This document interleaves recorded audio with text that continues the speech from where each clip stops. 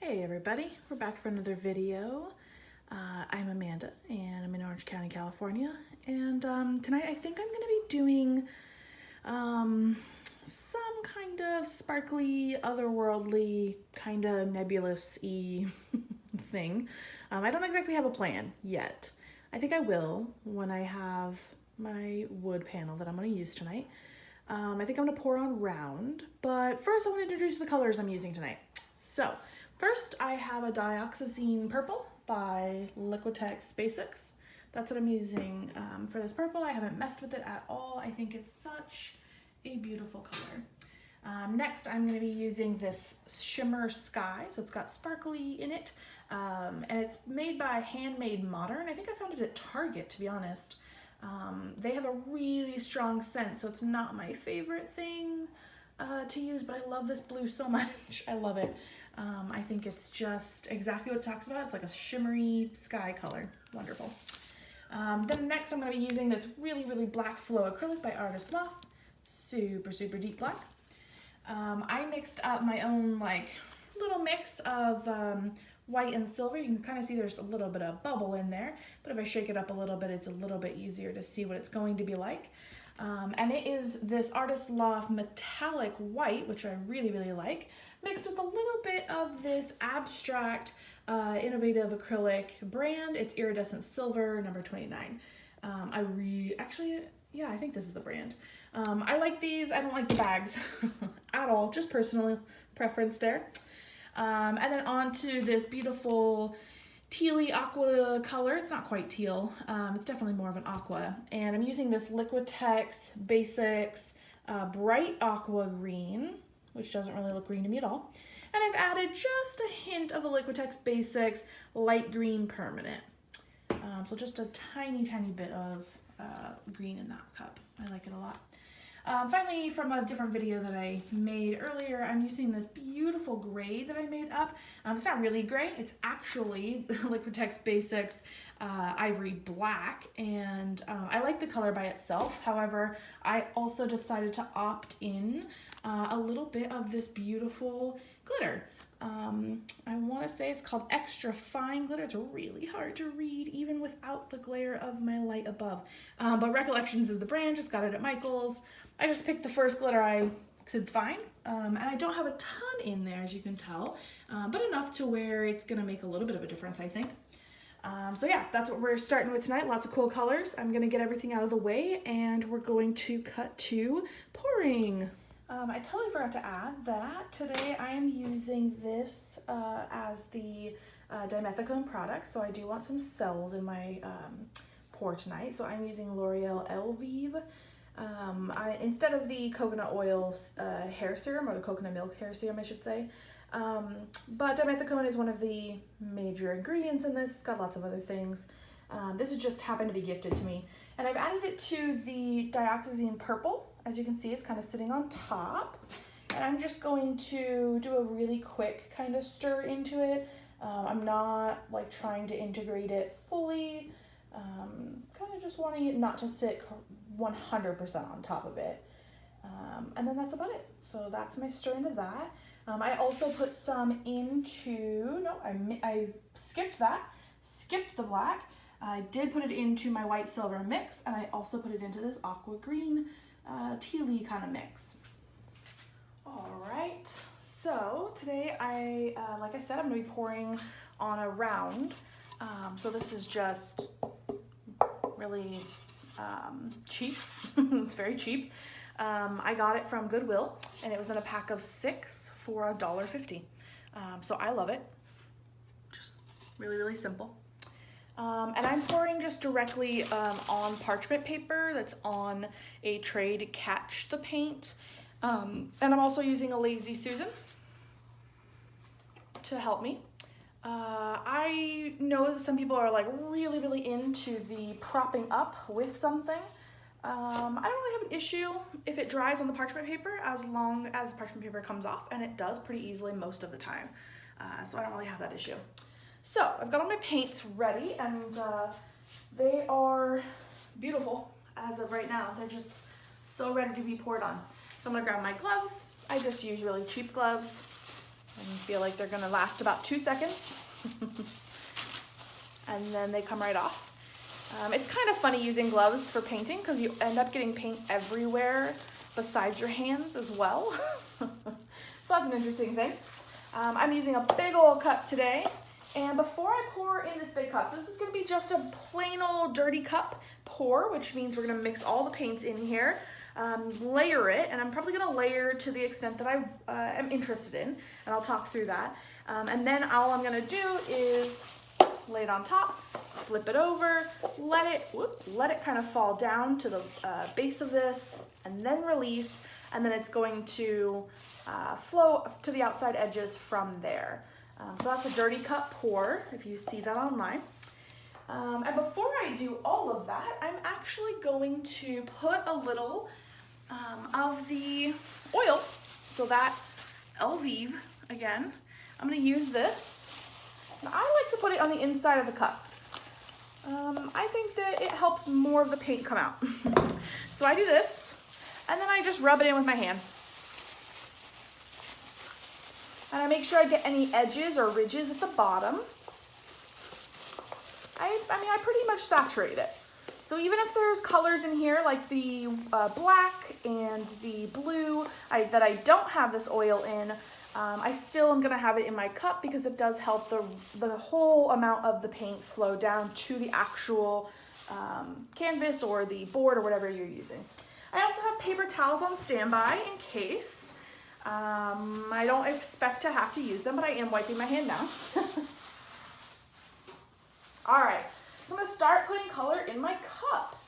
And I think, so what I've done is I've just put a layer of black gesso or gesso, I don't know how to pronounce it, I don't really care, on this. Ooh, and I just got some oil on this, so that's gonna be interesting. Plans don't always go.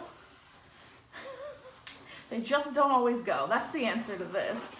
So I got a little bit of that oil right on here as I'm talking. And it could make for a really cool handprint on my board. So we'll see. We'll see how that works out. Anyway, I did a thin layer and just one layer of the gesso or gesso. And since it's black, I think the thing I want to end with is black. So then when I flip, the first color that comes out and is on the edges is also black. But I'm also gonna put a little bit of black in between here and there just to have some like spark of black throughout the whole thing. So we'll see. Again, I don't have a big plan for today, but we'll see. We'll see how it all works out. I'm gonna start with some white. Hopefully we can see that well. I'm just gonna start with that white silver. It's pouring really beautifully into the cup. As much back into the cup as possible. I try really hard not to waste any paint, mostly because I'm cheap. I'm gonna do some aqua green, and I'm pouring right into the center for now. I will change that up a little bit as we go on. And I want a little bit of this gray, and this gray with the glitter, I'm gonna pour on the outskirts first. So I do want that to be throughout. I want there to be little hints of gray with the tops of the silver glitter throughout the whole thing. And I think I'm gonna go with a little bit more white, actually. Well, no, I'm gonna go with some blue. See what I mean about not having a plan here? It'll all work out. They always come out pretty cool. I try to have a really strong non-attachment practice though. I'm gonna put a little bit of black in. And I really am just putting a little tiny bit. Now I'm gonna do a bunch of purple because I love purple. And I'm kind of just swirling it around. I don't want it to, I want it to move around. I want it to be everywhere. So not focusing too much on that. Do a little bit more white. I don't think there's a lot of white out in the sky besides stars. So I'm not doing a ton of that. But I also don't think it's gonna be just like a star pour, so a little more blue. And then how you decide how much you need for the type of pour or the amount of space. Again, some people measure really specifically. I'm not doing that today.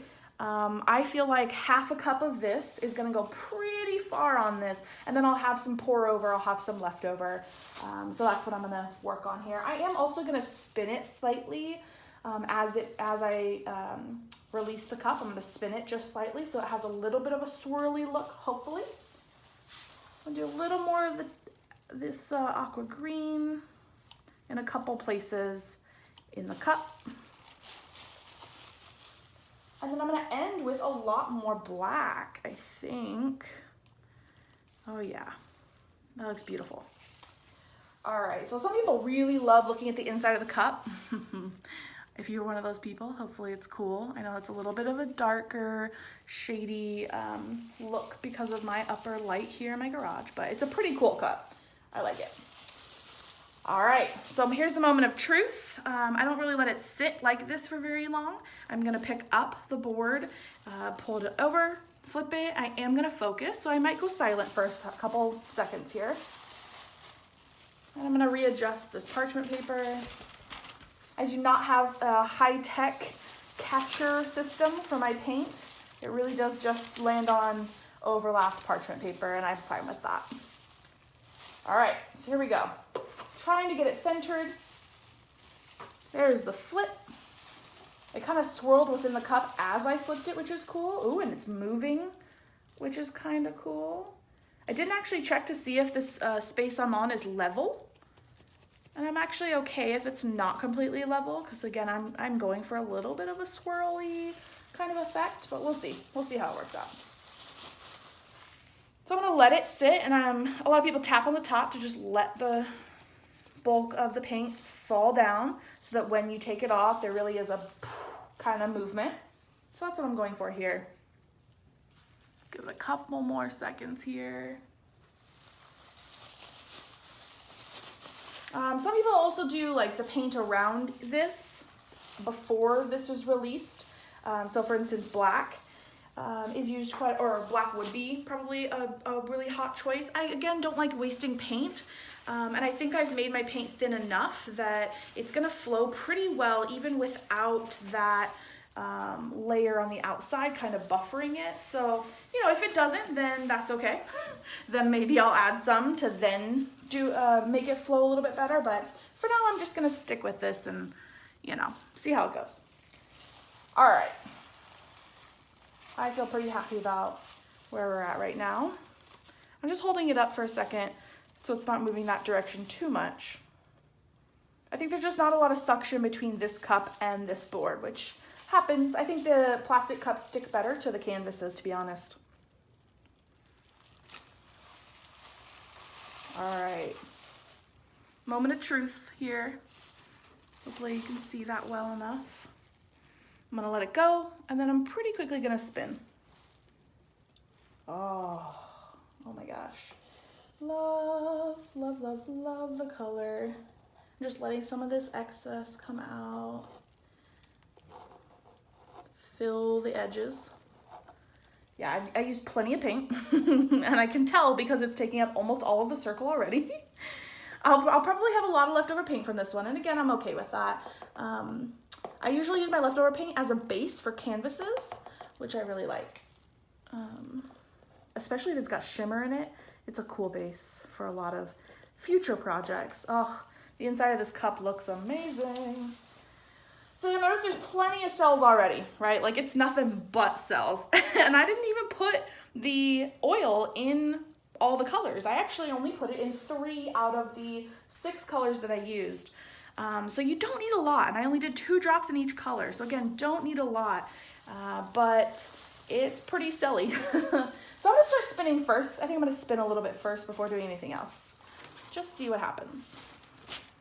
It's definitely not level, I can tell. It's moving towards one direction more than the other direction. So I'm gonna lift, and I'm really pretty particular about my cells. I like them. That's really the answer. I like them how they come out of the cup. I don't know that I have to do a lot to make them look flippin' amazing. So I like to keep them as much as possible. So I'm gonna be pouring and then tilting really slowly almost all of my videos probably. Especially if it's heavier paint. Like I'm using a lot of heavy paint, to be honest. I'm using metallics. I'm using really, really thick silver and white. So, and the blue too. That blue was pretty thick too. So, tilting really slowly first. I really want all of my cells to be super intact, and I hope you can see this because it's beautiful movement here.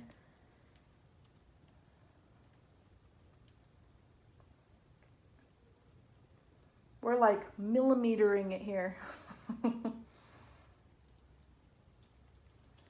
There's just a little bit of mud between the aqua color and the purple, which I'm surprised about, to be honest, because those both had the oil, but maybe that's why, maybe because they both had oil. So I'm coming over the edge on this side, so now I'm going to move it back to the other side a little bit, recenter first.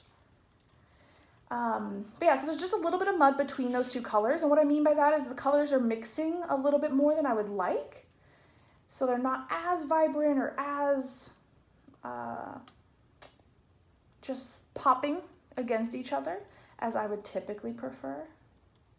It's not a problem per se, not at all. By the way, I have a lot of paint on this. So what I'm hoping will happen is I get to all the edges and I keep my cells pretty intact overall. And then I spin it a bit and some of the outskirt paint comes off. That's my like wish for this today, I think.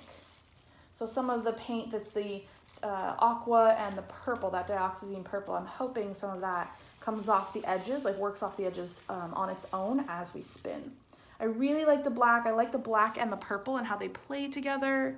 That's my favorite combination, I think. That and like a magenta and black. Oh, love it. Okay, so there's paint everywhere, which I'm happy about. There's probably too much paint on it, to be honest, and that's pretty common. But sometimes what happens when you have too much paint on your canvas or on your board is that it will crack when it dries. Especially if it dries pretty quickly, and like I've said in other videos, I'm in Southern California. It is pretty dry here, so it can lead to heating and just, you know, being dry really rapidly overall. And this is a garage, so of course I have to open and close my garage, which means the air is going to be out of it. So we'll see how it happens. So I'm gonna spin a little bit and see what happens with this.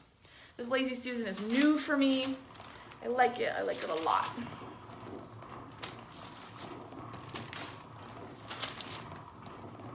So more paint is definitely coming off. It's making its way off the sides. Specifically on this side, there's a lot more paint coming off of it. You can see over here. Not hating it though, not hating it at all. So many cells, guys, oh my gosh. Yeah, I might have to use less aqua. So I'm gonna do another pour after this, so I'm already planning ahead. But I think I'm gonna use less of the aqua green with the purple next time, because there's just so many cells. I didn't actually expect that there would be this many cells. So I like it a lot, but it is a lot of cells. Let me look at this for a second.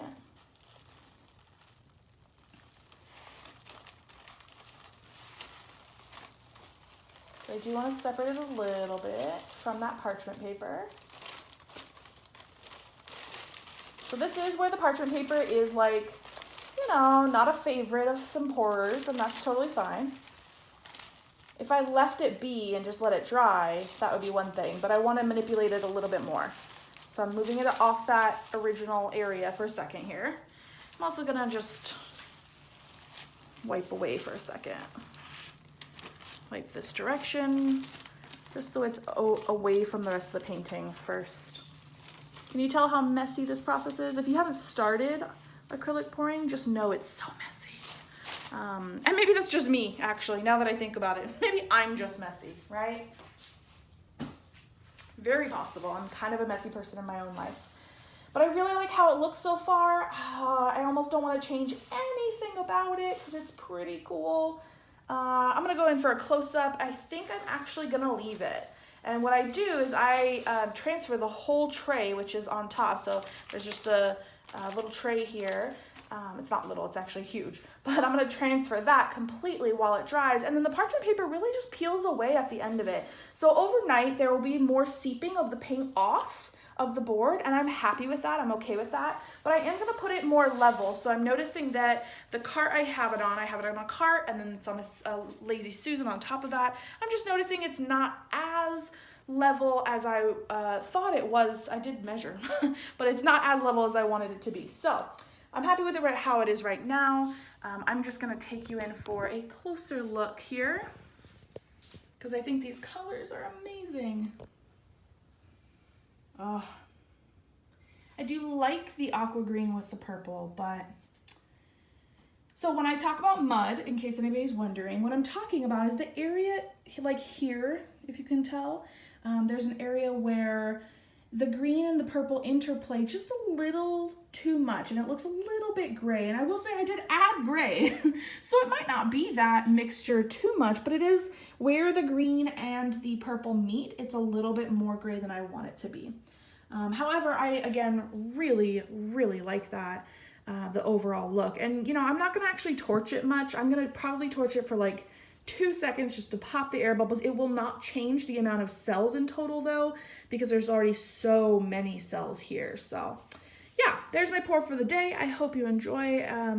It's my first pour while YouTubing, so I'm pretty happy with the outcome. I've definitely had worse pours that I could have recorded and then never uploaded. So if you like my page, please, or my videos, please subscribe. Please watch me more. Send me money if you want me to do more. No, I'm just kidding. You can. I have a PayPal link, but no pressure. All right. Hope to hear from you in the comments. Please tell me what you think. Tell me if you have any suggestions. We're all learning all along the way, so please feel free to reach out for recommendations and tell me what you like. Tell me what you don't like. I'm pretty open. All right. Hope you have a great day.